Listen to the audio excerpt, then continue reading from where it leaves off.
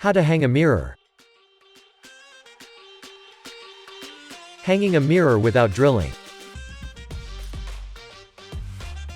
STAS hanging systems make it easy to hang, move or replace all types of mirrors.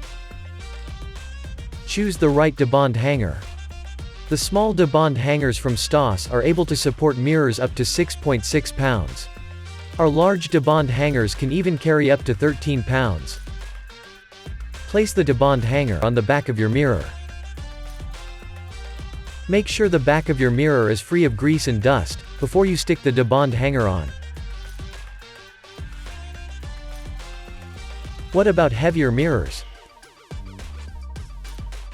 It is possible to use multiple dibond hangers. However, make sure your hanging system supports the weight of your mirror. For more inspiration, visit picturehangingsystems.com.